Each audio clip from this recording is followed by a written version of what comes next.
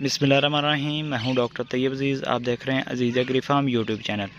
आप ये मंज़र जो देख रहे हैं खेत का, ये वही खेत है जो सबका वीडियोस में मौजूद है। तो अल्हम्दुलिल्लाह 7 जुलाई को हमने ये लगाया था खेत, इसको हार्वेस्ट किया है। ये कुछ दिन पहले हार्वेस्ट के काबिल था क्योंकि मौसम गर्म था और सीज़न के अंदर ही लगाया गया था। तो लेकिन हमने इसको इसलिए थोड़ा लेट किया कि अच्छे तरीके से पक के तैयार हो जाए ताकि एक मियारी सीड जो है ना वो तैयार हो। तो अल्हम्दुलिल्लाह बहुत अच्छी कंडीशन में है। एवरेज जो है वो भी हम इसकी स्केलिंग के बाद हम आप तमाम दोस्तों से शेयर करते हैं। तो साथ ही प्लाट है अल खालिद का।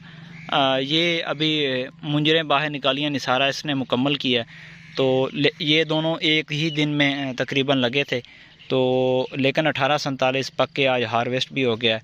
तो अल खालिद अभी तकरीबन 25 दिन और लेगा। इसके साथ साथ और वैरायटीज़ जो लगाई गई थी, कायनात 1121, 1885, PB07, दूसरी जितनी भी वैरायटीज़ हैं वो अभी अंडर प्रोसेस है। कुछ ने निसारा मुकम्मल कर लिया है, कुछ अभी 75% निसारे पे है। तो अल्हम्दुलिल्लाह 1847 की ये खूबी हमें बहुत पसंद आई है। इसकी एवरेज भी बहुत अच्छी होती है, हाइट भी कम है, गिनने से भी महफूज है, BLP का टैग भी नहीं है।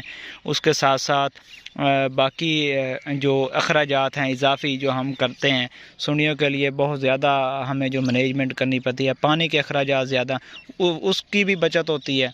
तो और ये एवरेज भी अच्छी देता है। तो आज हम इसकी स्केलिंग के बाद जो है ना वो जो करेक्ट एवरेज है वो भी साथ ही इसी वीडियो में मेंशन करेंगे।